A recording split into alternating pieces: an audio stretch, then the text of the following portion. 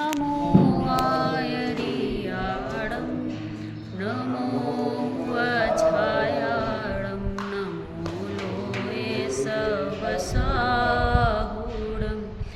अरिहंत सिद्ध सूर्य उपाध्याय साधु सर्व अर्थ के प्रकाशी मांगलिक उपकारी हैं। तिनको स्वरूप जान रागते भई जो भक्ति काय को न माए स्तुति को उच्चारी है। धन धन तुम ही से काज सब आज भये कर जोर बारंबार वंद हमारी है। मंगल कल्याण सुख ऐसो हम चाहत हैं। ओ मेरी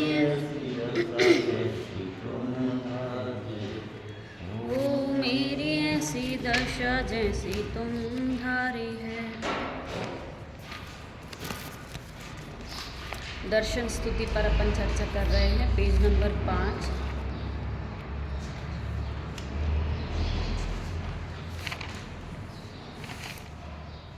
तुम शासन वाले से पढ़ ले रहे। तुम शासन से अमेय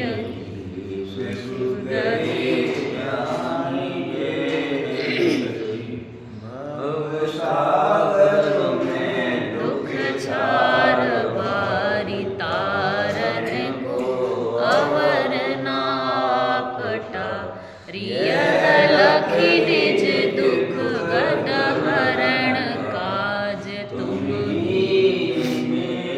कारण इलाज जाने ताते मैं शरण उचरो निज दुख जो चिर लहाय मैं भ्रम्यो अपन मोह विसरी आप अपनाए विधि फल निज को पर का करता पिछान आकुलित भयो अज्ञान धारी ज्यो मृग मृग तृष्णा जानी तन परिणति में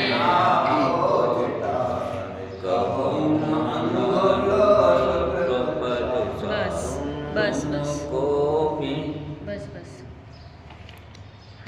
हम यहाँ पर चर्चा कर रहे हैं कि भगवान के दर्शन करने यदि कोई आया है तो किस प्रकार से दर्शन करना भगवान के।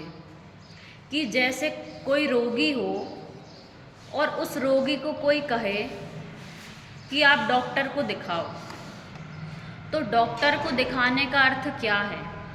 मात्र खिड़की से डॉक्टर के दर्शन करके आ जाना, ये डॉक्टर का दर्शन है क्या? या डॉक्टर को दिखाना है क्या? नहीं है। जब तक वह व्यक्ति रोगी डॉक्टर को दिखाए, उसने जो दवा बताई है उस दवा का सेवन ना करे। वो भी कब? डॉक्टर ने कहा है 3 बार ऐसे ऐसे लेना है और वो अपनी मर्जी से जब चाहे ले उस दवाई को, तो ठीक हो सकता है क्या वो रोग? नहीं हो सकता। उसी प्रकार यहाँ पर आचार्य देव कह रहे हैं कि भगवान के दर्शन करने आया कोई जीव तो मात्र दर्शन करके देख के चला गया, तो वो भगवान का दर्शन है क्या? वह नहीं है। उसका रोग ठीक होगा क्या?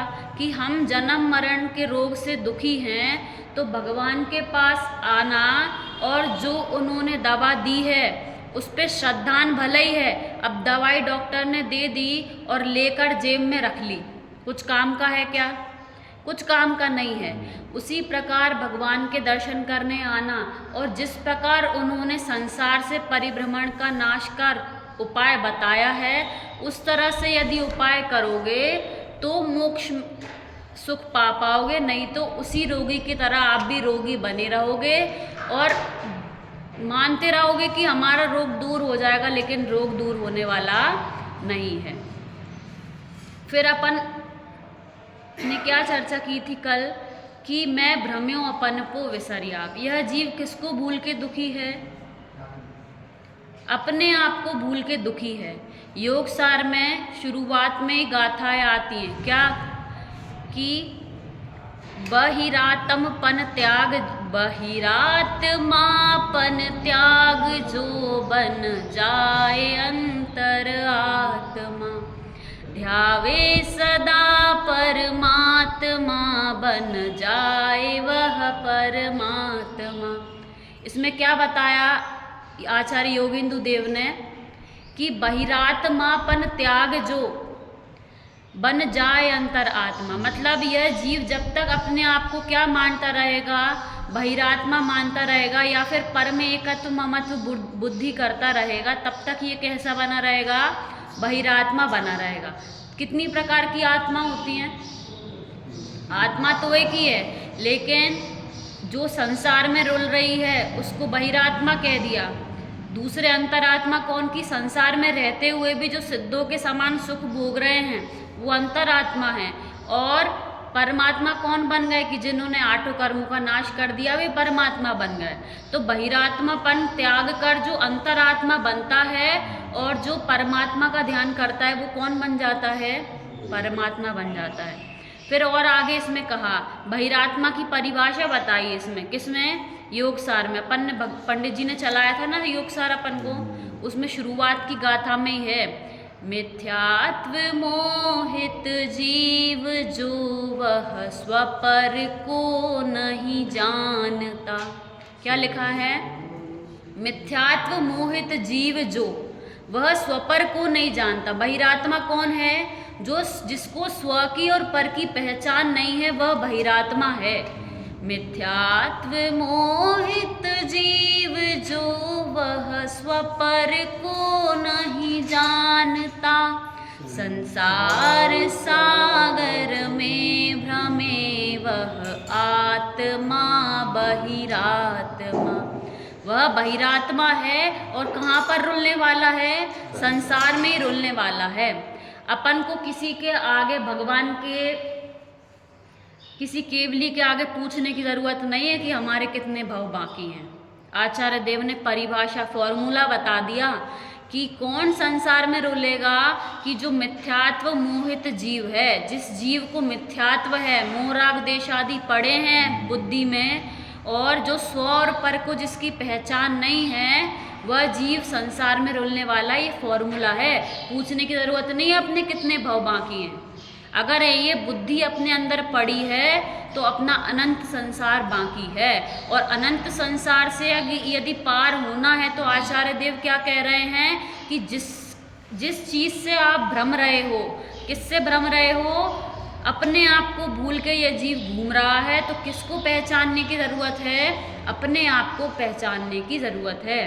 फिर अपन ने कल कौन सा वाला चर्चा की थी सबसे आखिरी में? ये वाला, तुमको बिन जाने जो कलेश पाए सो तुम जानत जिनेश, पशु नारक नर सुर गति मंझार, भव धर धर मर्यो अनंत बार।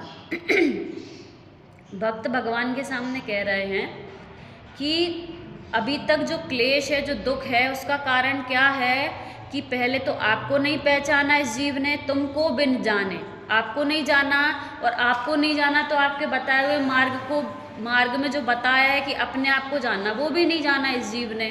तो इस जीव ने, भक्त कह रहा है कि भगवान मेरे को अभी जो दुख हो रहे हैं वो किस कारण से हो रहे हैं कि तुमको बिन जाने जो कलेश, और आपके आगे कहने की ज़रूरत नहीं है, आप सर्वज्ञ, आप सब दुखों को जानते हैं कि मैंने चारों गति में किस प्रकार के दुखों को भोगा है। अब अपन आगे की बात करते हैं। अब काल लब्धि बलते दयाल, भयो खुशाल, मन शांत भयो मिट्टी सकल द्वंद, चाख्यो स्वातम रस। भक्त कह रहे हैं भगवान के आगे कि अब काल लब्धि आ गई है, और कैसा कि महान पुण्य के उदय से हे प्रभु मैंने क्या किया है, तुम दर्शन पाए, आपके दर्शन पाए, और अब मेरा मन कैसा हो रहा है? मन शांत भयो मिट्टी सकल द्वंद। भगवान के आगे आकर भी यदि अपन को सांसारिक बातें, सांसारिक चीज़ें याद आए तो अपन ने दर्शन नहीं किए, अपन को उस पुण्य की ही महिमा नहीं है जिस पुण्य से अपन यहाँ पर आए हैं। पहले तो उस पुण्य की महिमा आनी चाहिए कि हमने बहुत कैसे पुण्य किए होंगे जिनके उदय से अपन को भगवान के दर्शन मिले। और यहाँ पर भी आके यदि अपन वही चीज़ करेंगे जो अपन घर में कर रहे थे तो वहाँ आना और यहाँ आने में कोई अंतर नहीं है। तो चक्रवर्ती के 223 पुत्र कौन सा पुण्य करके आए थे कि सीधे भगवान के पास पहुंचे। और क्या, किस लोग कौन सा पुण्य करो कुछ शुभ परिणाम तो हुए होंगे सीधे उनके। वहीं से निकले थे निगोद से। हाँ। लिखिए मैं पुण्य करो एक बात सब चीजें, लेकिन दुनिया का करो तो वहां से निकल के सीधे मनुष्य पर्याय लेकर वहाँ भगवान साक्षात लेके वो खेल कर रहे हैं। जैसे अनंत जीव है, जीव राशि अनंत निगोद जीव राशि वहाँ पर पड़ी है, तो कुछ वहीं पे पड़ी है तो उन्होंने वो चीज़ नहीं की जो अन्य जीव ने की है वहाँ से निकलने के लिए। जैसे कि अब कोई निगोद से एक इंद्रिय आदि में आया तो उसने 30% शुभ भाव किए होंगे, अब वो वहाँ से निकल के मनुष्य बन गए सीधे तो उन्होंने कम से कम 70, 80, 90% कर लिए होंगे। परसेंटेज क्या, हाँ वो कोई कर्म के वजह से कुछ ना निगोद में जाते हैं। इनकी कार नहीं जाने पर निकले और कभी निकले ही नहीं। निगोद से जाने से पहले तुमने कुछ पुण्य माने होंगे कभी नहीं। हाँ। वहाँ जाकर तो नहीं, वहाँ तो वही है, वहाँ तो उनके मतलब प्रकृति से वही गए जीव राशि। वहाँ जहाँ से हमारे आपको मालूम, आप उसको समाधान करके बता दो। जैसे नहीं जा रही है यहाँ घूमे, यहाँ जो ये चौरासी इतना नंबर क्यों है वहाँ तो घूमे, वहाँ से निकल जा करने जा, वहाँ से तो निकलिए जी वापसी रिवर्स नहीं हो बने तेरे। नित्य निगोद में वाले जीव ऐसे हैं जो कभी वहाँ से निकले नहीं हैं। अनादिकाल से वही तो कुछ ना कुछ तो ऐसे उन्होंने शुभ भाव किए होंगे, बिना शुभ भाव के कोई पुण्य चीज नहीं। और क्या, काल लब्धि भी आ गई थी। ये भी उनका पूर्व का ही पुण्य था ना जो उन्होंने। हाँ, वो ये बोल रहे हैं कि वहाँ पे तो एक इंद्रिय जीव है, पुण्य की हाँ। अब अपन ऐसे एग्जाम्पल ले लो कि मूंग दाल है, खड़ी मूंग है, तो उनमें से कई ऐसे होते हैं कि आप उनको कितना ही चुरो लो वो नहीं चुरेंगे, एक साथ हो गए हैं। कुछ उनमें से मूंग दाल ऐसी भी होती है कि जो 1-2 सीटी में पक जाती है, तो जो 1-2 सीटी में पक गई बाकी नहीं पकी, तो जो पक गई उनकी काल लब्धि आ गई थी, उनका स्वभाव वैसा है या जीव के अंदर से वैसा पुरुषार्थ था, तब तो वो वहां से निकल के यहाँ पे मनुष्य गति में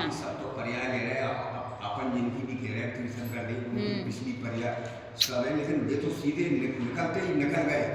अब ऐसा अपन कहते हैं कि जैसे वो वहां से चलो मनुष्य गति में आ गए, चक्रवर्ती के पुत्र बन गए, तो कितने चक्रवर्ती के पुत्र बने होंगे, तो लेकिन उस भव का भी तो पुरुषार्थ होगा कि नहीं होगा, उनका वर्तमान भव का भी पुरुषार्थ होगा, कुछ तो परिणाम। ऐसा नहीं है कि डायरेक्ट निगोद से आके उनके ऐसे परिणाम हो गए कि मोक्ष दीक्षा ले ले। अरे वर्तमान भव में भी उन्होंने पुरुषार्थ किया होगा, तब तो उनके ऐसे भाव हुए, नहीं तो चक्रवर्ती के ये तो पुत्र हैं, बाकी उनके और भी आस पड़ोस में और भी तो होंगे।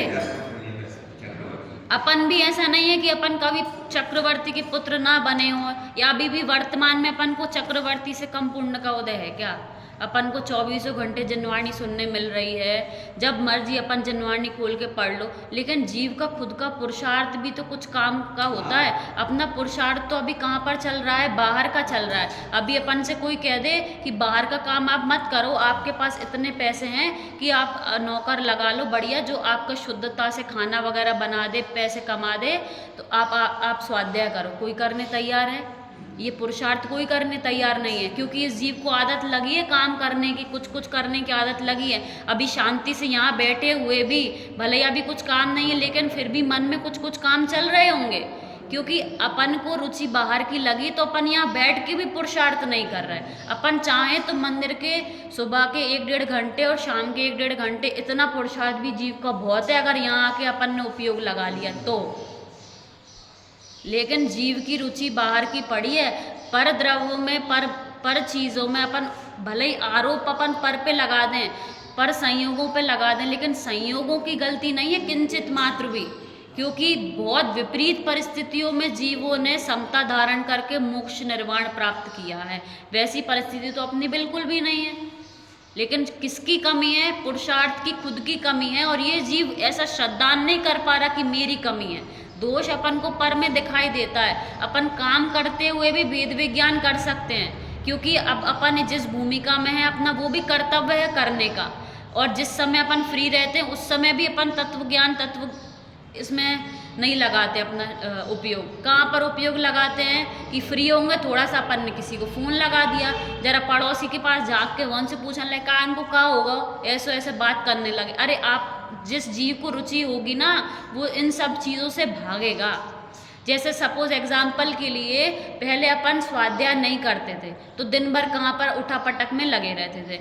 अब अपन को थोड़ी सी स्वाध्याय की रुचि हुई तो अपन अपना जिस समय स्वाध्याय करने का है, मंदिर जाने का है, उस समय यदि अपन को बाहर के कुछ काम आ जाते हैं, कभी कोई मेहमान आ गया, अपन स्वाध्याय नहीं कर पाए, मंदिर नहीं जा पाए, तो कैसी उथल पुथल लगती है ना अंदर से। ऐसे ही जिस जीव को अंदर से श्रद्धान हो जाता है कि मेरा हित तो अपने को जानना है, तो बाहर के कामों में उसको उथल पुथल लगती रहती है। जब अपन को अभी 10% लग रही तो जिसको 100% श्रद्धान है तो उसको कैसा लगता होगा? ऐसी छटपटाहट होती होगी कि ये काम से छूट के मैं कब अपने में चला जाऊँ। ऐसा श्रद्धान अपन को करना है कि बाहर के संयोगों में कोई दम नहीं है। बाहर के संयोगों में उन पे ये आरोप लगाना कि पर के कारण मैं नहीं कर पा रहा। पहले बच्चे छोटे थे अब बड़े हो गए तो पहले आप उनके पीछे पहले वो अपने पीछे भागते थे कि मम्मी ऐसा कर दो ऐसा कर दो, अब आप उनके पीछे भाग रहे हो। वो नहीं करवा रहे फिर भी लो बेटा ऐसा कर लो ऐसा कर लो। तो गलती किसकी है? अपनी खुद की गलती है। अगर अपन सोचे जैसे एक बच्चा है और माँ जबरदस्ती उसको खिलाती है, खा ले खा ले खा ले, अरे वैसे सोचो ना कि जब उसको भूख लगेगी खा लेगा, परेशान होने की ज़रूरत नहीं है। ऐसे ही अभी अपन किसके इसके पीछे करने ये कर लो ये कर लो ये कर लो, उसका अपना काम है केवल किसी को समझाना। और अपन क्या है, ये सुधर जाए ये सुधर जाए ये सुधर जाए, ये अपने अनुसार बन जाए, ये धर्म करने लगे तो हम अच्छे से रहने लगेंगे। अरे जब तुम किसी के हिसाब से नहीं चले तो कोई क्यों आपके हिसाब से चलेगा?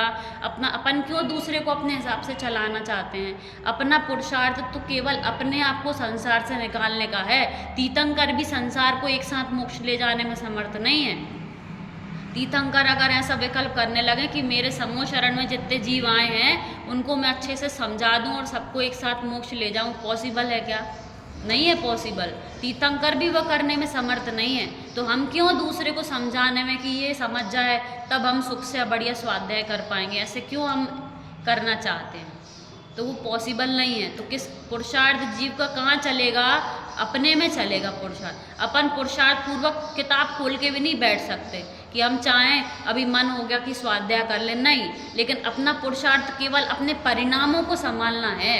अगर बाहर में अपन स्वाध्याय भी नहीं करने बैठ पा रहे तो उस समय आकुल व्याकुल परिणाम करके कर्मों को बांधना अच्छा है, या फिर जो अपन ने पूर्व में पढ़ा है उसका तत्व चिंतन करना अच्छा है? कि तत्व चिंतन करो ना। हर समय अपन को जिनवाणी उपलब्ध नहीं हो सकती। डॉक्टर ने दवाई दे दी तो डॉक्टर आपको हमेशा उपलब्ध नहीं होगा, लेकिन आपको एक बार श्रद्धान हो गया कि जब जब भी पेट दुखे तो ये वाली दवाई लेना है, तो बिना डॉक्टर के भी काम चल सकता है कि नहीं चल सकता? तो ऐसे ही हम चाहते हैं कि बस जिनवाणी सामने, ये अपना व्यसन जैसा है एक तरह से कि किताब खोल लो पढ़ो, नहीं पढ़े तो आकुल व्याकुल परिणाम होने लगे। अपन उस चीज़ को इमेजिन करो कि जब अपने हाथ पैर नहीं चल रहे हैं, अपन मरणासन अवस्था में हैं, बुढ़ापे अवस्था में हैं, उठते नहीं बन रही, उस समय क्या अपन अपने परिणाम ऐसे करेंगे क्या कि किसी को बुलाएंगे लो तू सुनाता रहे सुनाता रहे सुनाता रहे? नहीं, सुनने से काम नहीं होता। जितना पढ़ा है ना उसको पचाना है, खूब सारा नहीं खाना। जो खाया है उसको पचाने से शरीर बलवान होता है। अपन ने क्या सोच के रखा है कि इतना सारा पढ़ लेंगे तो काम का होगा। चारों अनुयोगों का सार मात्र इतना है, स्व और पर की पहचान करना। जितना पढ़ा है उसको बैठ के विचार करने से काम होता है। तो फालतू के परिणाम आकुल व्याकुल करने से कुछ नहीं होने वाला। ठीक है, चलो अपन यहाँ पे पढ़ते हैं। अब काल लब्धि बलते दयाल, तुम दर्शन पायो भयो खुशाल।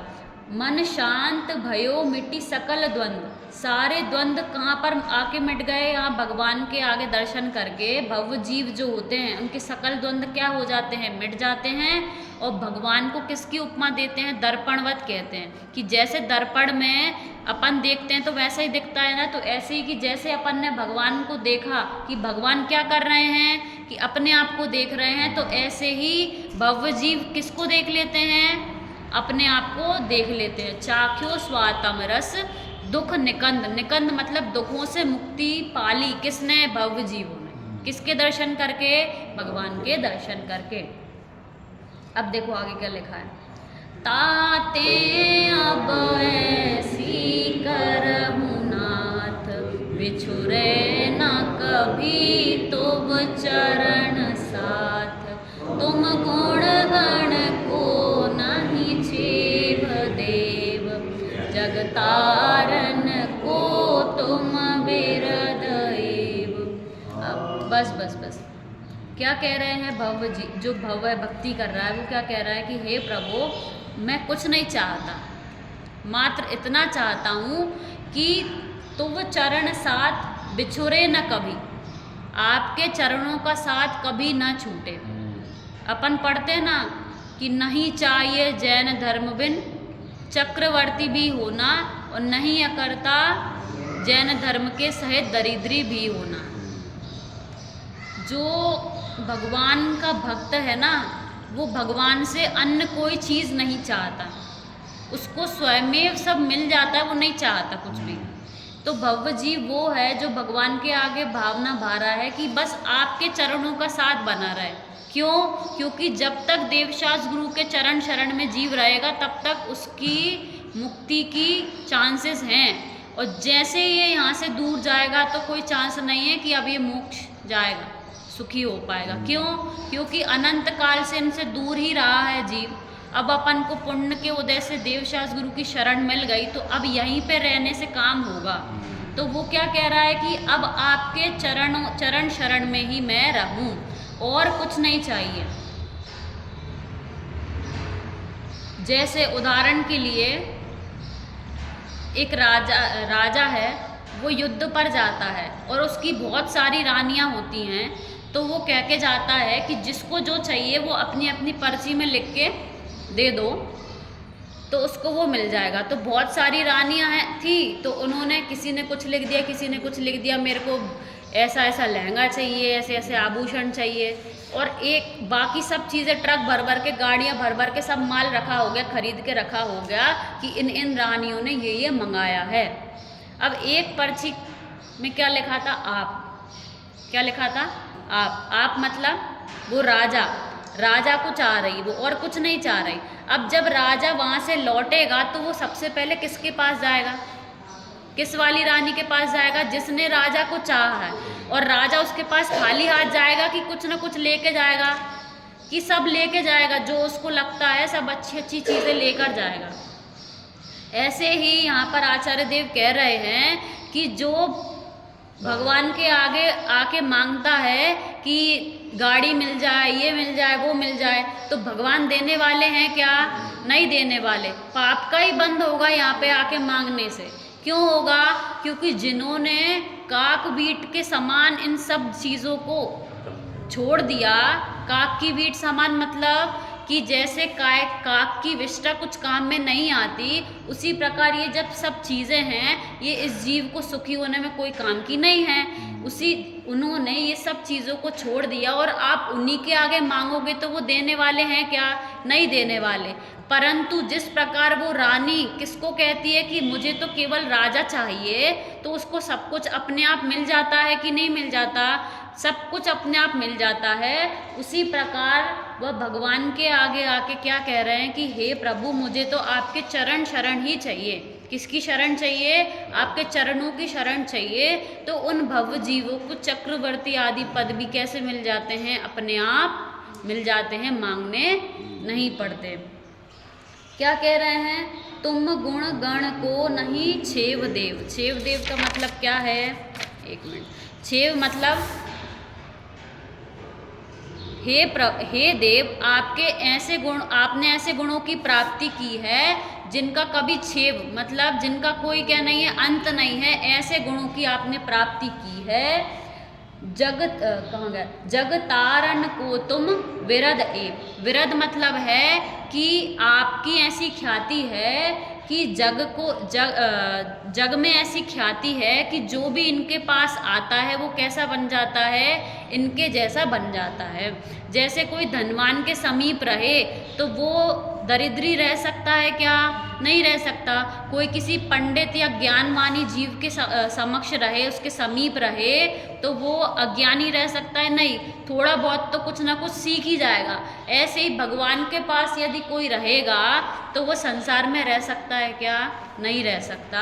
उसी प्रकार जगत में ऐसी ख्याति है, विरध मतलब ख्याति है ऐसी कि आपके पास जो आता है वो आपके समान ही बन जाता है। अब देखो आगे क्या लिखा है, आत्म के अहित विषय कषाय, इनमें मेरी परिणति न जाय।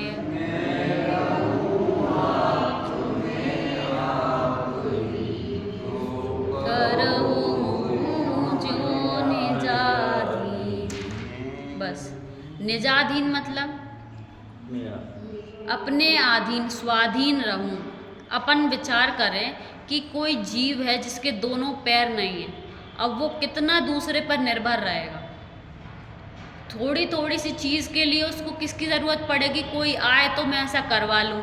और अगर 24 घंटे भी यदि कोई उसके पास रहे तो भी वो कैसा रहेगा, आकुल व्याकुल ही रहेगा कि दूसरे को देख के कि देखो ये तो मेरा कर्मचारी है, नौकर है, ये तो कितना स्वाधीन है और मैं कितना पराधीन हूँ। ऐसे ही अपन को अपनी पराधीनता भी दिख नहीं रही कि थोड़ा सा जानने के लिए, देखने के लिए अपन को इन आँखों की ज़रूरत पड़ रही है। ये आँखें कमज़ोर हो गई तो कितना आकुल व्याकुल जीव होता है। अपन को अपनी स्वाधीनता ख्याल में आनी चाहिए कि इस ज्ञान की इतनी सामर्थ्य है कि यहाँ बैठे बैठे भी 3 लोक के सभी पदार्थ कैसे झलक जाएं, दर्पणवत, या फिर हाथ पे रखे आंवले की समान सभी चीज़ें झलक जाएं। लेकिन अपन अपनी कितनी पराधीनता है कि सामने रखे हुए गेहूं के कंकड़ अपन को नहीं दिखते। अपन को पराधीनता ख्याल में आनी चाहिए कि अभी अपन कितने पराधीन हैं। तो क्या कह रहे हैं यहाँ पे, कहाँ गया, आत्म के अहित विषय कषाय। जो आत्म है ना, आत्म मतलब इस जीव के अहित करने वाले क्या हैं, विषय हैं क्या? विषय मतलब पर पदार्थ हैं क्या? कि विषय नहीं, उनके प्रति जीव की कषाय, विषय के प्रति कषाय जीव की, वो दुख रूप है। इस जीव ने सुख मान के रखा है कि इस चीज़ में सुख है, इस चीज़ में सुख है। तो जीव का जो अहित करने वाला है वो क्या है, इसकी खुद की कषाय हैं। जीव का अहित करने वाला इसकी खुद की कषाय है और जीव का हित करने वाला इसके खुद के वीतरागी भाव हैं। तो जीव को सुखी भी अपन को, दुखी भी अपन खुद कर रहे हैं और सुखी भी कौन कर सकता है, अपन स्वयं कर सकते हैं। तो क्या बोल रहे हैं कि आत्म के अहित विषय कषाय, इनमें मेरी परिणति न जाए। क्या कह रहे हैं कि हे प्रभु, इस जीव के अहित करने वाले मेरा अहित क्या कर रहे हैं, मेरे राग आदि परिणाम अहित कर रहे हैं। तो परिणति मतलब क्या है, परिणति मतलब पर्याय, कि मेरी पर्याय, मेरा उपयोग बार बार इनमें ना जाए। क्यों? क्योंकि जो पर्याय होती है, अपन ने देखा था ना, वो कैसी होती हैं, विरोधी होती हैं। उपयोग कैसा है कि एक समय में एक जगह ही लगता है। जिस समय विषय कषाय में इस जीव का उपयोग लगेगा उस समय अपने में लग पाएगा क्या? नहीं लग पाएगा। तो वो भव्य जीव ऐसी भावना बारा है कि हे प्रभु, ये जो कषाय है ना, विषय के प्रति कषाय है, मेरी परिणति इनमें ना जाए। क्यों ना जाए? क्योंकि जिस समय मेरा उपयोग इनमें लगता है उस समय ना तो मैं आपका ध्यान कर पाता हूँ और ना ही अपना कर पाता हूँ। तो विषय कषाय में इस जीव की परिणति ना जाए। मैं रहूं आप में आप लीन, सो करो हों ज्यों। क्या कह रहे हैं कि हे प्रभु, मैं कैसा रहूं, आप में आप लीन। इसके 2 अर्थ ले सकते हैं। आप में लीन, जिस समय मेरा उपयोग अपने में ना लगे तो किस में लीन रहूं, आप में। और जिस समय उपयोग अच्छे से अपने आत्मा का श्रद्धान हो गया, विचार आ रहा है, अपने बढ़िया सुख आ रहा है अंदर से, तो उस समय आप में आप लीन, आप मतलब आत्मा, अपनी आत्मा में ही आत्मा लीन रहे, ऐसी भावना वो भा रहा है। जिस समय अपना उपयोग अपने में लग रहा है तो आप में आप लीन, और जब बाहर है तो आप में लीन, ऐसा भवजीव भावना भा रहा है। और कैसा रहूं, सो करो होऊं ज्यों निजाधीन।